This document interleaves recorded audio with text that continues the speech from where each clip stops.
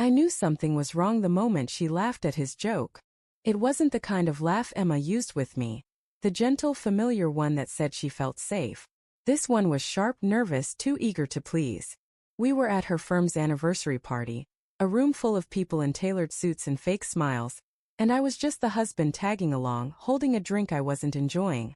Her business partner, David, stood beside her, tall, expensive-looking, and radiating that self-satisfied charm of someone who believed the world owed him attention. He had his hand on her lower back, guiding her through the crowd as though she were an accessory. I told myself I was overreacting. It's how people act at work events, I thought. But when she introduced me, "This is my husband, Mark." He didn't even shake my hand properly. Just a limp grip and a smirk. "Oh, so you're the man who gets to listen to Emma's spreadsheets at home," he said. Laughter rippled from the people around him, and even Emma gave a polite chuckle. My face burned. I wanted to say something, anything, but the words clung to my throat. All night I watched her. Every touch between them was small enough to dismiss but too frequent to ignore. His hand brushed her arm as they talked. He leaned too close when whispering something in her ear. And once when I went to the bar, I caught them exchanging a look that didn't belong to colleagues. When we got home, I tried to bring it up. "You and David seem close," I said carefully, sitting on the edge of the bed.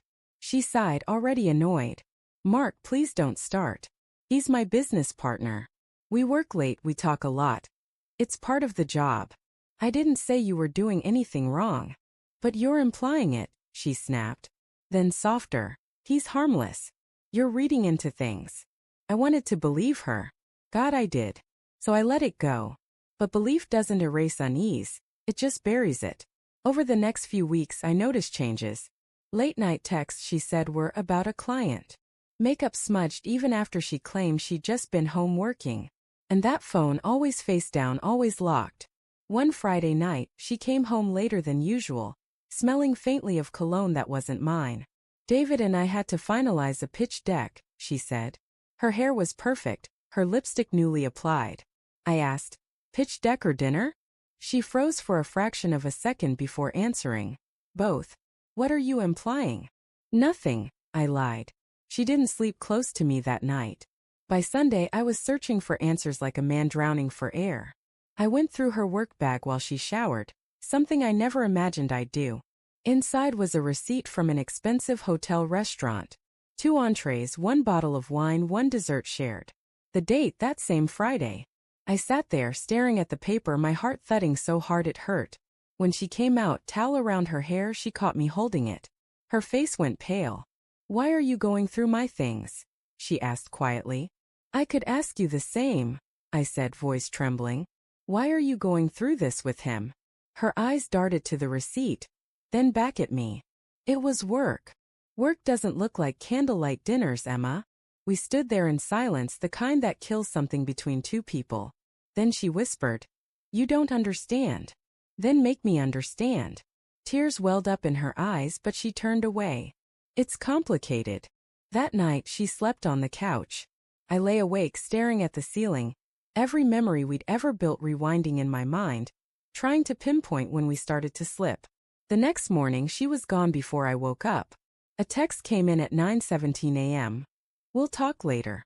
Please don't do anything stupid." But later never came. On Monday my friend Ryan, who worked in the same building as Emma's firm, called.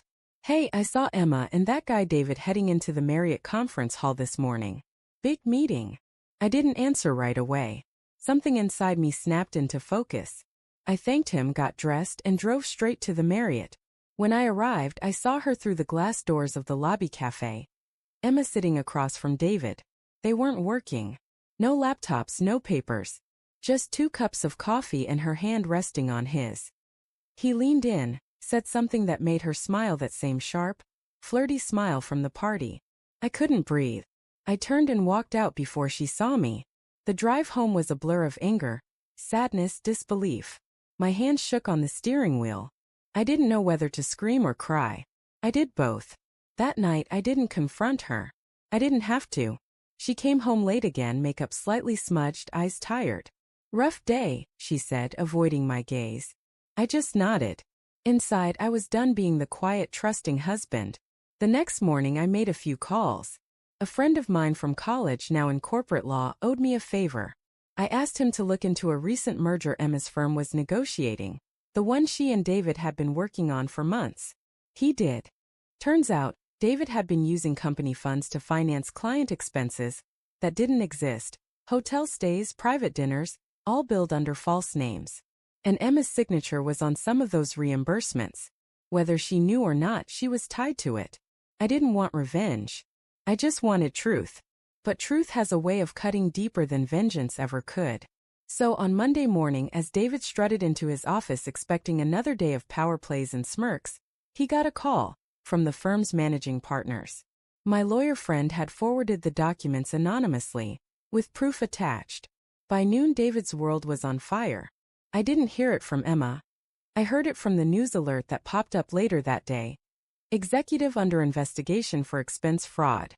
When Emma came home that night, she was shaking. "You knew," she said. "I did." Her eyes were red, her voice cracked. "They suspended me too. They think I was involved." "Were you?" I asked quietly. She hesitated, then whispered, "I didn't know what he was doing. I trusted him." I laughed bitterly. "That makes two of us." Tears rolled down her cheeks. "Mark, please, it wasn't like that." I cut her off. Don't tell me what it wasn't. Tell me what it was." She sank into a chair, defeated. "It started after we got back from your mother's funeral. I was lonely. You shut down. I needed someone to talk to."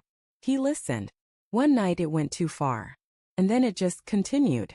I didn't mean for it to." Hearing the words didn't make it easier. It made it real. I stood there, the person I'd loved for 10 years sitting in front of me, confessing to tearing our life apart because she needed someone to talk to. "I was grieving, Emma," I said. "You were supposed to grieve with me, not replace me." She sobbed, reaching out, but I stepped back. "I don't hate you," I said softly, "but I can't love you the same way anymore." She left 2 days later. Packed quietly, said goodbye without asking for forgiveness. I didn't offer any. It's been 3 months now. I still see her sometimes in the reflection of a cafe window, or when I drive past the office she no longer works in. She reached out once, said she was sorry, that she's trying to rebuild her life. I told her I hope she does.